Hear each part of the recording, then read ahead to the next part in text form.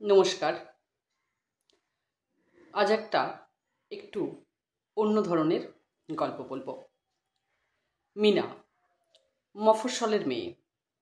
সে পড়াশোনায় ভীষণ ভালো, কিন্তু দুর্ভাগ্যবশত তার বাবা শরীর খারাপ হয়ে যাওয়ায় তাকে তার কাজ থেকে ছুটি নিতে হয়েছে।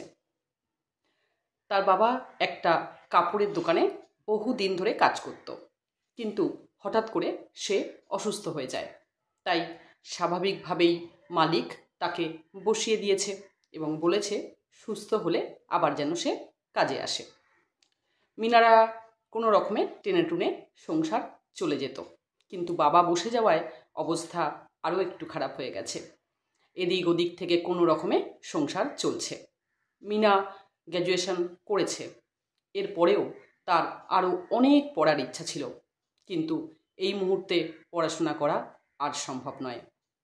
সংসার কি করে চলবে তারই ঠিক নেই, এর মধ্যে আবার পড়াশোনার খরচ ভাবাই যায় না। তাই মিনার পড়াশোনা আপাতত বন্ধ রয়েছে। মিনার খুব ইচ্ছা সে একটা চাকরি জোগাড় করে ফেলে এবং কাজ করে তারপরে কাজের সঙ্গে সঙ্গে সে পড়াশোনাটাও চালিয়ে যাবে। কিন্তু বললেই তো আর হলো না, চাকরিটা পেতে তো হবে। মিনার মা সন্ধ্যাবেলায় একদিন মিনার সঙ্গে গল্প করছিল, এই সংসার কিভাবে চলবে, কিভাবে আরও আগের দিনগুলো চলবে সেই নিয়ে। তখন মিনা বলল, মা এত চিন্তা করো না, আমি না কয়েকটা জায়গায় অ্যাপ্লিকেশান দিয়েছি, নিশ্চয়ই একটা না একটা জায়গা থেকে ইন্টারভিউয়ের ডাক নিশ্চয়ই আসবে, চাকরি একটা আমার হয়ে যাবে আশা করি, তুমি এত চিন্তা করো না, আমি চেষ্টা করছি কি করে চাকরি করে সংসারটাকে বাঁচানো যায়। মিনার মা বলল, কিন্তু আমাদের যে অনেক স্বপ্ন ছিল, তুই পড়াশোনায় এত ভালো, তোকে আরও অনেক পড়াশোনা করাবো, কিন্তু তা তো আর হলো না।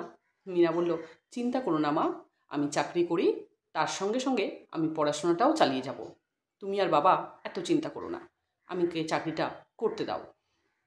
এইভাবে মিনা অনেক জায়গায় অ্যাপ্লিকেশান পাঠিয়েছে, কিন্তু বেশ কয়েকদিন হয়ে গেল, তবুও কিছুতেই কোথা থেকেও আর ডাক আসেনি। মিনা একদিন ঘর অন্ধকার করে চুপ করে বসে আছে। মিনার মা দেখে বলল, কী রে, মন খারাপ করে বসে আছিস, ঘরটা অন্ধকার রেখেছিস, কী ব্যাপার? তখন মিনা বলল, দেখো মা, অনেকগুলো জায়গায় চাকরির অ্যাপ্লিকেশান দিয়েছিলাম, ভেবেছিলাম একটা না একটা জায়গা থেকে ডাক আসবে, কিন্তু একটাও যে এলো না, তাই মনটা একটু খারাপ লাগছে। মিনার মা বলল, চিন্তা করিস না, ভগবানকে ডাক, তিনি নিশ্চয়ই কিছু না কিছু ব্যবস্থা ঠিক করে দেবেন। মিনার মা বাবাও রাত্রিবেলায় ঠিক একই কথা নিয়ে আলোচনা করছিল, কিভাবে মিনার চাকরিটা হবে। মিনা পড়াশোনায় ভীষণ ভালো ছিল, আরও অনেক পড়ার ইচ্ছা ছিল, কিন্তু অভাবের জন্য কিছুই যেন হয়ে উঠল না। এর কয়েকদিন পরেই মিনার ফোনে হঠাৎ করে একটা ফোন এলো। মিনা ফোনটা ধরল, ওপার থেকে এক ভদ্রমহিলার গলা। তিনি বললেন, মিনা চৌধুরী? মিনা বলল, হ্যাঁ আমি বলছি, বলুন। তখন ওপার থেকে বলল, আপনি আমাদের অফিসে একটা চাকরির জন্য পাঠিয়েছিলেন, আপনি সিলেক্ট হয়েছেন, তাই কালকে আমাদের অফিসে ইন্টারভিউ আছে, আপনি সময় চলে আসবেন, আর আমাদের অফিসের ঠিকানাটা আপনার মোবাইলে পাঠিয়ে দিচ্ছি। মিনা বেশ খুশি হলো, সে সঙ্গে সঙ্গে ফোনটা রেখে মাকে ডাকলো, মা, ও মা, এদিকে এসো। মা বলল, কেন রে, কার ফোন এসেছিল, এত খুশি দেখাচ্ছে? মিনা বলল, হয়েছে মা, হয়েছে, একটা জায়গা থেকে ডাক পেয়েছি, কালকেই ইন্টারভিউ, আমি কিন্তু টাইম মতন পৌঁছে যাব মা। মা বলল, অবশ্যই যাবি। মিনা বলল, কাল সকাল সকাল গিয়ে একটু মন্দিরে পুজো দিয়ে এসো, ভগবান মনে হয় তার আমাদের ডাক শুনেছে। বলে সকাল সকাল রেডি হয়ে মিনা আর মিনার মা মন্দিরে গিয়ে পুজো দিয়ে মিনা অল্প একটু কিছু খেয়ে বেরিয়ে পড়ল ইন্টারভিউ দিতে। অফিসে টাইমে পৌঁছেও গেল, গিয়ে কিছুক্ষণ মিনাকে একটু ওয়েট করতে হলো, কোনো ব্যাপার না। এরপরে মিনার ডাক এলো, মিনা ভিতরে গেল। ওপারে ছিলেন যিনি ইন্টারভিউ নিচ্ছিলেন আর কি, তিনি বললেন, আচ্ছা আপনি যা বুঝলাম আপনি তো পড়াশোনায় বেশ ভালো, আর যেটা আপনার ভালো আসে তো? মিনা বলল, হ্যাঁ, কোনো অসুবিধা নেই, কি জিজ্ঞাসা করবেন করুন। ওদিক থেকে বলল, না কিছু জিজ্ঞাসা করব না, আপনি এখান থেকে একটা পেপার তুলে নিন আর নিজের সম্বন্ধে ইংরাজিতে একটা প্যারাগ্রাফ লিখে ফেলুন। মিনার ইংরাজিতে ভালোই ছিল, কোনো অসুবিধা ছিল না। মিনা তাই করল, ঝটপট করে নিজের সম্বন্ধে ভালো করে লিখে ফেলল। তারপরে স্যারকে জমা দিল। স্যার বললেন, বাহ, আপনি তো ইংরাজিতে বেশ চৌখস দেখছি, ভালো লিখেছেন এবং ঝটপট লিখেছেন এবং আপনার হাতের লেখাও বেশ সুন্দর, আপনাকে আমাদের পছন্দ হয়েছে, আপনি চাকরি করতে পারবেন, আপনি সিলেক্ট হলেন। কিন্তু আমাদের অফিসের কিছু নিয়ম আছে, সেই নিয়মগুলো কিন্তু আপনাকে মানতে হবে। মিনা একটু খুশিই হয়েছিল। সে বলল, বলুন আপনাদের অফিসের কী নিয়ম আছে, আগে শুনে নিই। বলল, দেখুন আপনি এখানে 6 মাসে ট্রেনিংয়ে থাকবেন, তারপরে আপনার মাইনে শুরু হবে। আর এই ট্রেনিংয়ের আগে অর্থাৎ শুরুতেই আপনাকে 10,000 টাকা জমা দিতে হবে। তারপরে এই 10,000 টাকা আপনি ফেরত পেয়ে যাবেন, কোনো চিন্তা নেই। যখন আপনার মাইনে শুরু হবে সেই মাইনের সঙ্গে সঙ্গে আপনার এই টাকাটা আমরা বারে বারে ফেরত দিয়ে দেব। মিনা তো এবার একটু হবাক হয়ে পড়ল। স্বাভাবিক, সে জানে 10,000 টাকা তার কাছে অনেকটা বড় ব্যাপার। তবুও মিনা তেমন কিছুই বলল না, ঠিক আছে বলে বাইরে বেরিয়ে এলো। তারপর বাড়ি আস্তে আস্তে প্রায় সন্ধ্যা হয়ে গেছে। তাকে দেখে মিনার মা বলল, মিনা কিরে, কি হলো, বল কিছু। মিনা বলল, একটু রেস্ট নি মা, খুব ক্লান্ত লাগছে, তারপরে বলছি। মিনা ড্রেস ছেড়ে হাত পা ধুয়ে জল ঠল খেয়ে একটু ফ্রেশ হয়ে ঘরটা অন্ধকার করে জানলার ধারে বাইরের দিকে তাকিয়ে বসে রয়েছে। মিনার মা একটু পরে ঘরে প্রবেশ করলো। বলল, কী রে, বললি না যে কিছু, ভালো হয়নি ইন্টারভিউ, তুই কি সিলেক্ট হোসনি, এমন কিছু ঘটেছে? মিনা বলল, না মা, ইন্টারভিউ তো ভালো হয়েছে, ওদের আমাকে পছন্দও হয়েছে, কিন্তু একটা সমস্যা আছে, ওরা আমাকে 6 মাসের জন্য ট্রেনিংয়ে রাখবে, তারপরে আমার মাইনে শুরু হবে। কিন্তু সবথেকে যেটা বড় সমস্যা, ওদেরকে এখন 10,000 টাকা আমাকে জমা করতে হবে। সেটা যদিও ওরা বলছে পরে পরে ফেরত দেবে, কিন্তু 10,000 টাকা আমি পাবো কোথায়? তাই এই চাকরিটা হাতছাড়া হয়ে গেল মা। ঠিক আছে, কোনো চিন্তা নেই, পরে আবার চেষ্টা করব। মিনার মা বলল, এত ভালো চাকরি পেলি প্রথম, আর ছেড়ে দিবি? দেখি না কি ব্যবস্থা করা যায়। মিনা বলল, মা 10,000 টাকা কোথায় পাবো, ছাড়ো, হবে না। মিনার মা বলল, আরে এত সহজে ছাড়লে হয় নাকি, দাঁড়া দেখছি কি করা যায়, তোর বাবার সঙ্গে একটু আলোচনা করি। মিনার মা তার বাবার সঙ্গে আলোচনা করতে ছুটল।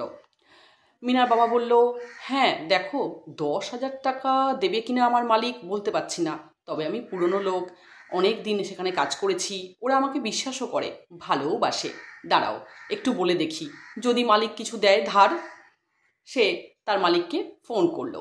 তখন মালিক সব শুনে বলল, বাহ, তোমার মেয়ে চাকরি পেয়েছে, এটা তো খুব ভালো কথা, কিন্তু দেখো এখন তুমি কাজ করতে পারছো না, তুমি কাজ করবে তবে তো দেনা শোধ করবে। যাক, তবুও তোমাকে আমি নিরাশ করব না, তোমাকে আমি 4,000 টাকা ধার দিতে পারি। মিনার বাবা বলল, ঠিক আছে, তাই আমি কালকে গিয়ে নিয়ে আসবো। ভালো কথা। এরপরে মিনার মা বলল, দেখো 4,000 টাকা হলো, আর আমার কাছে একটা লক্ষ্মীর ভাঁড় আছে, সেখানে আমি অল্প অল্প করে কিছু জমাই, আমি সেটাকে ভেঙে দেখি, নিশ্চয়ই সেখান থেকে কিছু তো ভালো মতন পাওয়া যাবে। সে সঙ্গে সঙ্গে গিয়ে ভেঙে ফেলল। ভেঙে টাকা গোনা শুরু হলো। দেখা গেল সেখান থেকেও মেরে কেটে 1,002 টাকা পাওয়া গেছে। মিনার মা বলল, মাত্র 2,000 টাকা হলো, আর তোমার মালিকের কাছ থেকে 4,000 টাকা, এখনও 4,000 টাকা দরকার, কি করা যায়? মিনা বলল, মা ছাড়ো, কেন এসব ভাবছো, তোমরা এত টাকা ধার করে ফেলবে, আমি চাকরি পেয়ে কবে শোধ করব, এগুলো তো খুব সমস্যা হয়ে যাবে, একেই সংসারে আমাদের অবস্থা খুব খারাপ, ধার নিও না মা। কিন্তু মিনার মা খুব উৎসাহী হয়ে পড়েছে মেয়ের চাকরির জন্য, তাই সে কিছুতেই চাকরিটা যেন হাতছাড়া করে দিতে চাইছে না মিনার কাছ থেকে, কেননা মিনার এটা প্রথম চাকরি এবং মিনাও অনেক আশা করে বসে আছে, এটা মিনার মা জানে। এরপর মিনার মা বলল, দাঁড়া, তোর মামা মামিকে বলি, তোর মামি তো তোকে খুব ভালোবাসে, নিজের মেয়ের মতো, সে নিশ্চয়ই আর 4,000 টাকা ধার দেবে। তাই হলো, মিনার মামা মামিকে ফোন করা হলো। মিনার মা সব ঘটনা বলল। মিনার মামি বলল, বাহ, মিনা চাকরি পাচ্ছে, এ তো খুব ভালো কথা। আর 4,000 টাকা ধারের কথা বলছো? নিশ্চয়ই দেবো আমি, সেটা কোনো ব্যাপার না। কিন্তু দেখো, আজকাল পেপারে নিউজে দেখছো তো চারিদিকে কীভাবে লোক ঠকানো বিজনেস শুরু হয়েছে। তাই একটু খবরাখবর নিও। চাকরির প্রথমেই 10,000 টাকা তারা ডিপোজিট চাইছে, একটু তো ভেবে দেখা দরকার। কেননা এখন চারিদিকে প্রতারকের সংখ্যা প্রচুর বেড়ে গেছে। মিনার মা বলল, হ্যাঁ, সে তুমি যা বলছো ঠিক কথাই বলছো, কিন্তু দেখো ওদের তো এটা নিয়ম বলছে, এবং এরকম তো অনেক অফিসেই নিয়ম থাকে যে প্রথমে সেটা দিতে হবে এবং পরে ওরা মাইনের সঙ্গে সঙ্গে দিয়ে দেবে। এইভাবে কি মিনার চাকরিটা ছেড়ে দেওয়া যায়? তখন মিনার মামি বলল, ঠিক বলেছো, ঠিক আছে, মিনার মামার সঙ্গে কথা বলে আমি কালকে টাকাটা তোমাদেরকে পাঠিয়ে দিচ্ছি, কোনো চিন্তা করো না। মিনা বলল, দেখো কিন্তু অনেকগুলো টাকা ধার করে ফেললে আমার জন্য অনেক বড় সমস্যায় পড়তে হতে পারে। যাক গিয়ে টাকা জোগাড় হলো। মিনা নির্দিষ্ট দিনে অফিসে গিয়ে সেই টাকা জমা দিল। সেখান থেকে কিছু কাগজপত্র মিনাকে দেওয়া হলো। তারপরে মিনা চাকরিতে যেতে শুরু করলো। মিনা খুশি, মিনার বাড়ির সকলে খুশি। কিন্তু বেশ কিছুদিন, মানে ওই 10-15 দিন যাওয়ার পরেই আর এক সমস্যা হলো। মিনারকে একদিন তার অফিসের বস তার চেম্বারে ডেকে পাঠালো। মিনা চেম্বারে গিয়ে হাজির। মিনাকে বলল, দেখো, তোমার কাজ আমাদের খুব পছন্দ হয়েছে, তুমি খুব ভালো মেয়ে, আর তোমার ইংরাজি ভালো, হাতের লেখা ভালো, কাজ খুব ভালো, আমরা খুব পছন্দ করেছি তোমাকে। কিন্তু দেখো, আমাদের অফিসের তো কিছু নিয়ম আছে, তাই প্রসেসিং ফি বাবদ তোমাকে আর 2,000 টাকা জমা করতে হবে, তবেই আমরা তোমাকে 1 মাস কমপ্লিট করতে পারবো তোমার কাজটা। মিনা এবার কিন্তু ভয় পেল, এবার যেন একটু পিছিয়ে দাঁড়ালো। মিনা খুব ক্লান্ত মন নিয়ে বাড়ি ফিরে এলো। মাকে সে কিছুই বলল না। ফ্রেশ হয়ে সে তার ঘরে চুপ করে শুয়ে রয়েছে। রাত্রিবেলা খেতেও এলো না। তখন মিনার মা বলল, কী রে, আজ হঠাৎ করে কি হলো? চুপচাপ এলি, এসে বললি খিদে নেই, এখন রাত্রিবেলাও খেতে? কী রে, ঘর অন্ধকার করে শুয়ে আছিস, অফিস থেকে এসে কিছু খেলি না, বললি খিদে নেই। ঠিক আছে, মানলাম, এখন রাত্রিবেলাও খিদে নেই, এটা আবার হয় নাকি? বলতো কি হয়েছে, নিশ্চয়ই কিছু ঘটেছে। তখন মিনা তার মাকে সব খুলে বলল। মিনার মা বলল, আবার 2,000 টাকা কোথায় পাবো? মিনা বলল, আমি জানি মা, আমি বুঝতে পারছি যে এটা কোনো একটা ফ্রড। কেননা ওরা বারবার করে টাকা চাইছে কেন? আমি 10,000 টাকা জমা দিয়েছি, আবার 2,000 টাকা চাইছে, এরপরে তো আবার চাইতে পারে। এটা কি সম্ভব নাকি বারবার করে দেওয়া? আমরা গরিব মানুষ, কোথা থেকে পাবো? এরপরে এই খবর জানানো হলো মিনার মামা মামিকে। মিনার মামি বলল, আমি তো আগেই বলেছিলাম খবর নিতে, আজকাল চারিদিকে এইরকম কোম্পানি গজিয়ে উঠছে যারা টাকার এরকমভাবে ইন্টারভিউ নেয় আর মানুষকে ধরে তাদের থেকে টাকা রোজগার করে, তাই ভালো করে খোঁজ খবর নেওয়াটা ভীষণ প্রয়োজন ছিল।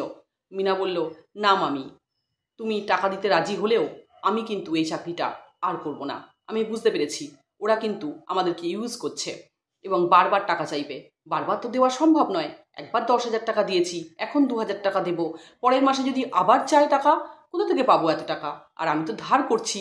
এখন আমি বুঝতে পারছি চাকরিটা ছেড়ে দিলে এই ধারগুলো শোধ করাও আমার পক্ষে সমস্যা হবে, কিন্তু 6 মাস তো কম নয়।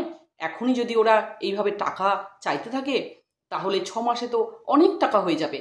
সেই টাকা আমি দিতেও পারবো না, আর আমি দিতে চাইও না। তাই কাল থেকে আমি এই চাকরি করতে আর যাব না, টাকাও আমি দেব না। মানছি 10,000 টাকা আমাদের লোকসান হলো, এগুলোকে ধারগুলোকে শোধ করতে আমার কষ্ট পেতে হবে জানি, তবে আমি এটাও বিশ্বাস করি যে আমি নিশ্চয়ই কোনো না কোনো চাকরি আবার পাবো। আমি আবার অনেকগুলো অফিসে ইন্টারভিউয়ের জন্য অ্যাপ্লিকেশান করব। মিনার মামি এবং মিনার মা বলল, ঠিক বলেছিস, এই রকম কোম্পানিতে চাকরি না করাই ভালো, যারা টাকার লোভ দেখিয়ে অনেক সৎ মানুষকে এইভাবে অসৎ তৈরি করে দেয়। তাই এখানে চাকরিটা ছেড়ে দেওয়াই ভালো। আর আমাদেরও বিশ্বাস যে তুই ভালো চাকরি নিশ্চয়ই পাবি। তাহলে দেখলেন তো কিভাবে চারিদিকে ফন্দিবাজ প্রতারকের ছড়িয়ে রয়েছে। এই মিনার মতন ভালো ভালো স্টুডেন্ট, কম বয়সী একটু যারা কম বোঝে সম্বন্ধে প্রতারণার, তারা কীরকমভাবে শিকার হয়ে পড়ে, যেরকমভাবে মিনা শিকার হলো। তার 10,000 টাকা ধার করা টাকা, যেগুলো তাকে শোধ করতেই হবে, পরবর্তীকালে মিনা সেই ট্র্যাপে কিন্তু পড়ে গেছিল। ঠিক সেরকমভাবে আপনারাও কিন্তু যখন কোনো কাজ করবেন তখন কিন্তু সচেতন হয়ে করবেন। কেননা সত্যি আজকাল চারিদিকে ভালো লোকের থেকে খারাপ লোকটাই বোধহয় বেশি হয়ে গেছে। তা বলে এটা বলছি না যে ভালো লোক নেই, কিন্তু এই খারাপ লোকের ফাঁদে পড়লে কিন্তু অনেক সময় সর্বশান্ত হয়ে যায়, যেটা মিনা তবুও বুঝতে পেরেছিল বলে সঠিক সময়ে পিছিয়ে এলো এবং বেঁচে গেল। আমি জানি মিনা নিশ্চয়ই ভালো চাকরি পাবে এবং তার সব সমস্যা থেকে সে বেরিয়ে আসবে।